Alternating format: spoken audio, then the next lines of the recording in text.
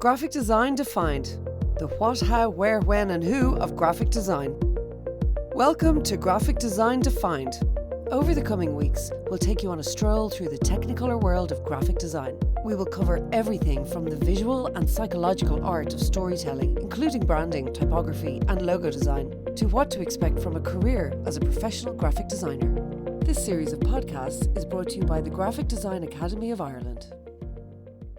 Hello there, I'm Fiona Byrne. I'm sitting here with the Academy lead tutor, professional graphic designer, Sam Baker, and we're going to talk about the fascinating world of branding in graphic design. So Sam, can you just get us started on, I guess, how you would define branding and what it means from a graphic design point of view?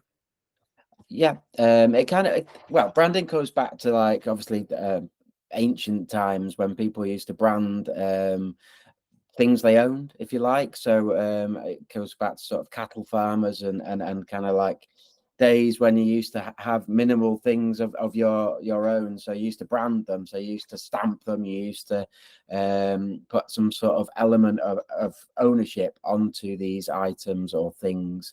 So and it kind of goes back to them, but it hasn't really necessarily changed in the way that we interact with it and see it and kind of understand it. So graphic designers getting actually hot irons branded onto them and they start working. Yeah, I mean, it kind of, yeah. I mean, if you think about a sort of, not that many people use them anymore, but a business card, you've got a very small amount of space to show off what it is you do or what the necessary information.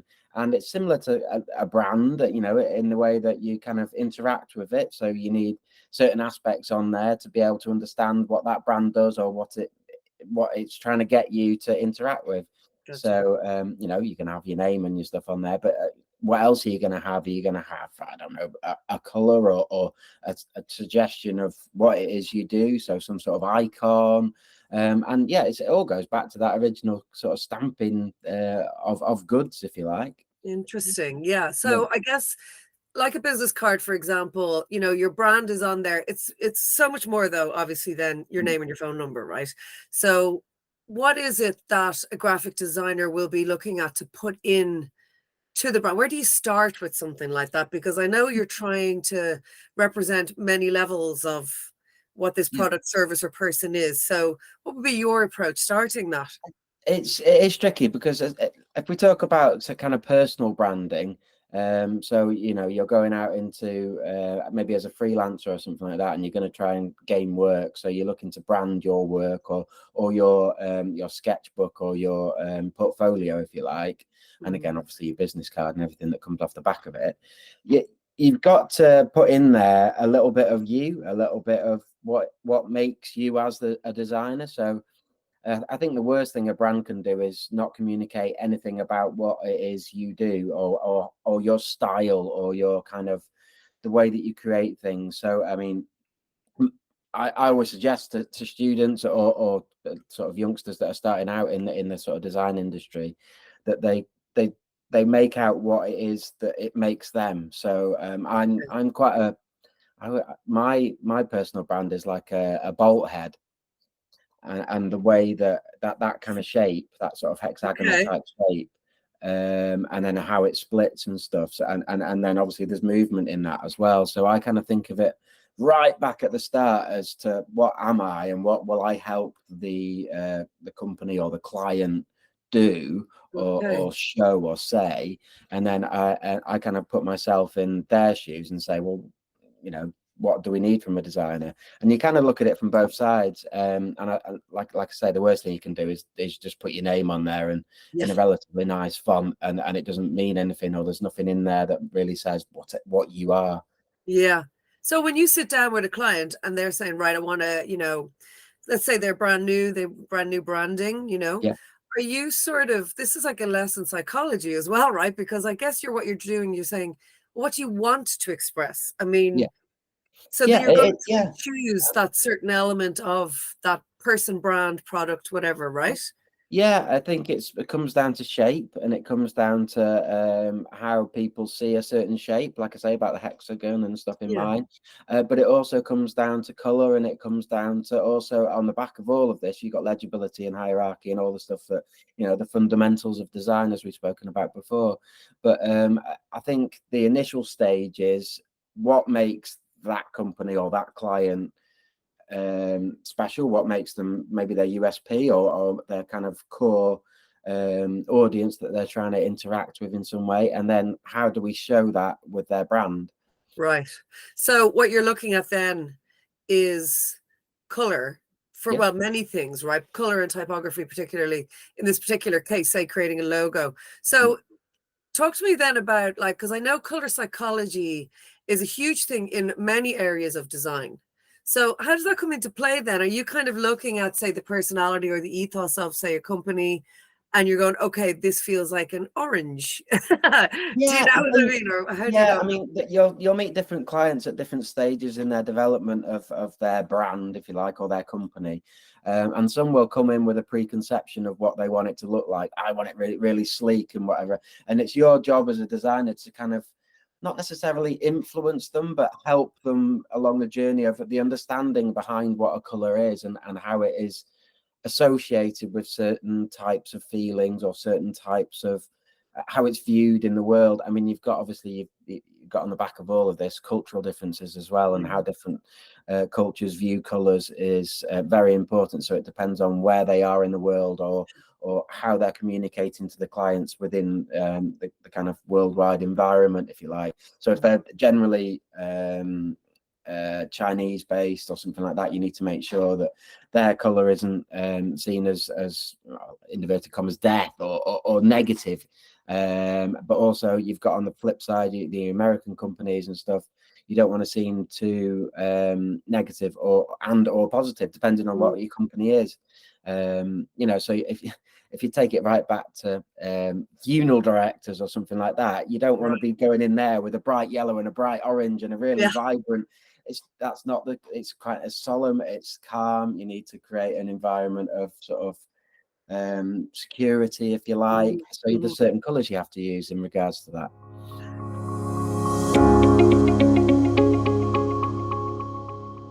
Is all this design chat suddenly stirring something up inside you?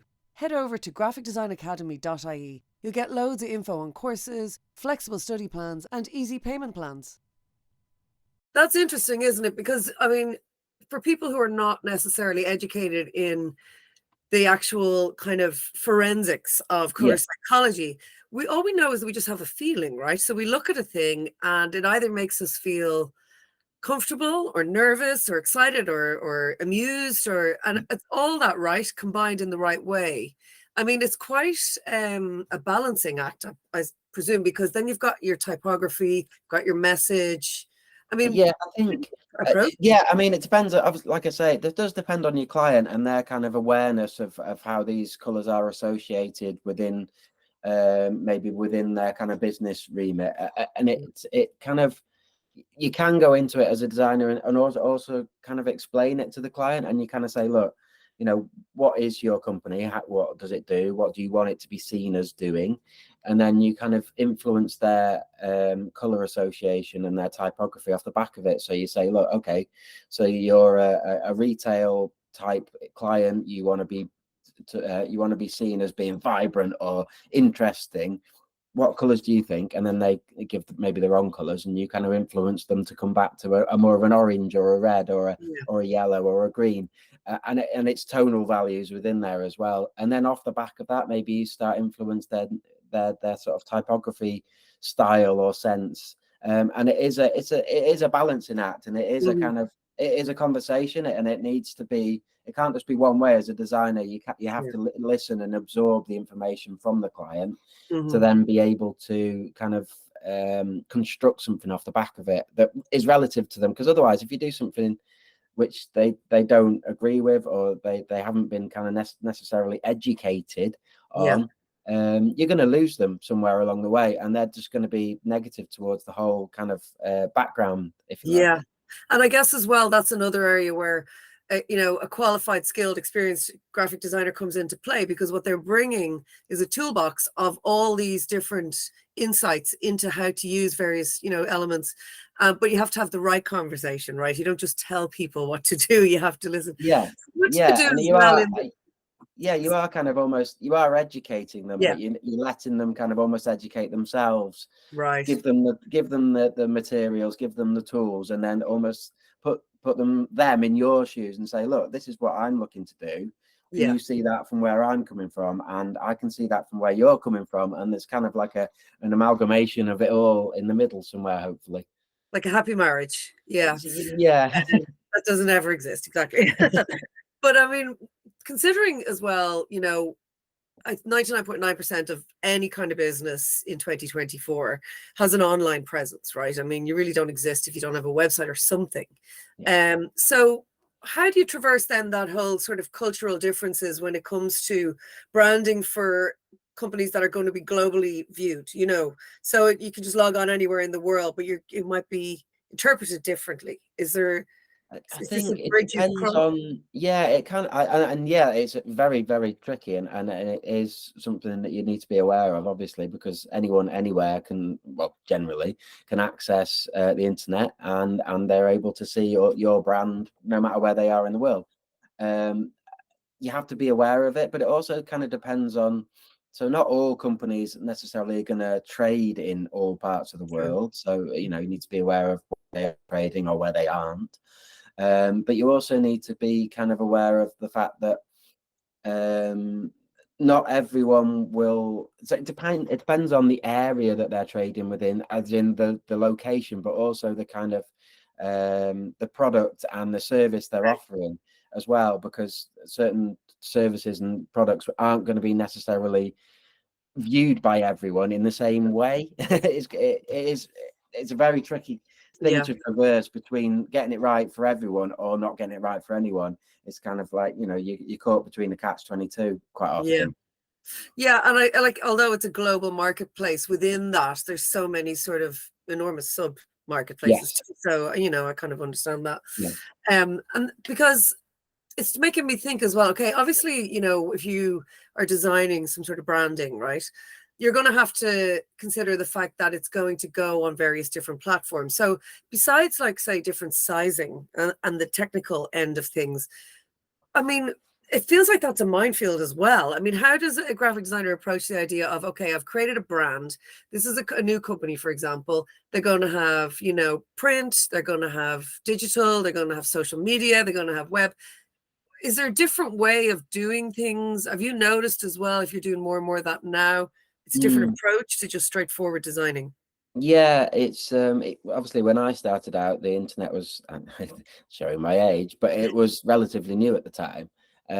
But it was slowly becoming, it was influencing your branding decisions, and like like scale and the type of logo that you produced, or the type of branding that you kind of imparted on documents and stuff. Yeah. You had to be aware of how that might look in an online world.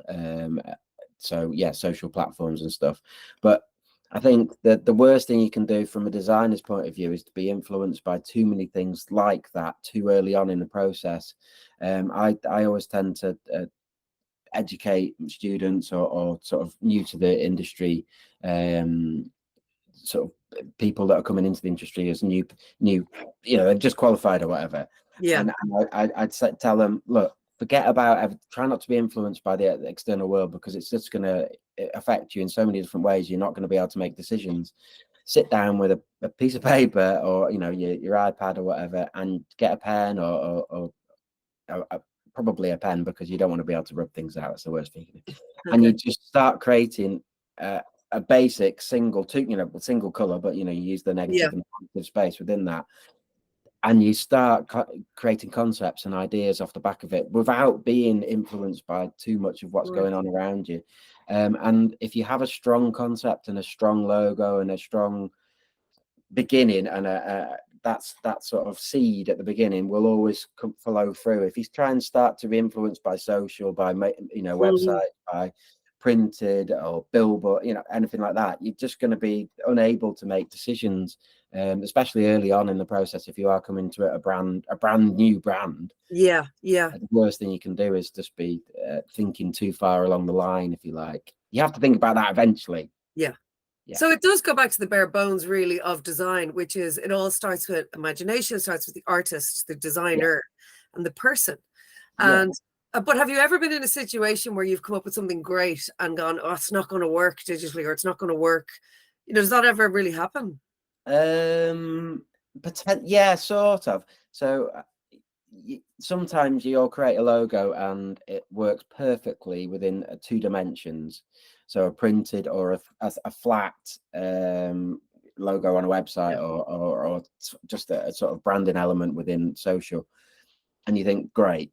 But then they start going, well, could we potentially animate this logo? And you're like, it almost needs a secondary thought behind it, and quite often you can kind of shoehorn it in a little bit. But because imagery and kind of video stuff is becoming much more interactive, and the way that people see it it's everywhere. You have to be now more aware of how that might look animated, or how that might look within an animated sense, if you like. So you do need to think about it more. I mean, I've had logos that I produced years ago, like sort of 20 years ago, come back and they've gone, right, we need to start thinking about animating this somehow. And I've almost had to tweak the design a little bit, which is not a bad thing necessarily, because after a certain amount of time, a logo can become, stale or whatever. If you look at, companies throughout time that have had the same name but changed their logo, Coca-Cola and Espresso and BP and all these types of companies, Apple as well. Because consistency is key, right? I mean, it needs to be identifiable. Actually, there are some companies though who changed their logos over time, and they were disastrous, right? I mean, they usually revert quite quickly. There's been quite a few in the last few years that have put a new logo out. It's been received terribly across all media. And they literally just send it back within a week. I'm thinking of one brand. Millions on it, millions and millions on this rebrand, and it's just not worked. Which can happen. It's all about kind of the rebrand thing is a whole new ball game, and you have to be aware of what the company's done before and what it's looking to do now, and then the type of audience and stuff. You're basically creating a new brand, but by being influenced by the previous. I wonder as well, especially kind of kids out of college kind of thing, really young, they probably think more 3-dimensionally than maybe you did when you were in college. Do you know what I mean? Because I don't think you're a dinosaur already. Probably. I do see things in a 3-dimensional sense a lot more now, just because I'm kind of hardwired into it. But yeah, you are right. I think they, the way that, well, even if you go boil right back to kids. So I've got a 4-year-old and like an 8-month-old, and they interact with screens like I've never. It's just beyond. It's incredible, right? It's like they were born with them in their hands. So they have a completely different sort of interactive sense of what branding and what kind of visuals and almost buttons and stuff like that, and colors and stuff. It looks different to them probably. But you have to bear them in mind, because that's the future. And I suppose that means that as much as you wouldn't approach the origin of a design being overly influenced and being put off, I guess, by all the different areas that it needs to translate into, maybe the approach will begin from a different point of view in the middle of that, as in my first design is going to be in a 3-dimensional sense, so it'll actually translate and adapt easier, digitally. I mean, you can create. So some illustrators will create stuff, branding icons and stuff like that 3-dimensionally first, potentially, or at least consider it in a very initial stage, and then they'll create a flat version of it. I'm kind of the more old school. I'll start with a flat and then look that it could be 3-dimensional if I did this, that, and the other to it. Everyone, each to their own. People is one more difficult than the other to translate? Maybe you'll get some things that work really well in a 3-dimensional sense, and you'll get some stuff that just doesn't work 3-dimensionally. Right. It depends on what it is and the audience as well. Gotcha. If you want to hear the rest of this chat, Make sure to tune into the next podcast of Graphic Design Defined. If you find the subject of graphic design inspiring and you're thinking, I want to know more, head over to graphicdesignacademy.ie. Whether you just want to see if graphic design is for you, or you're a pro and you need to upskill, there's a course for everyone.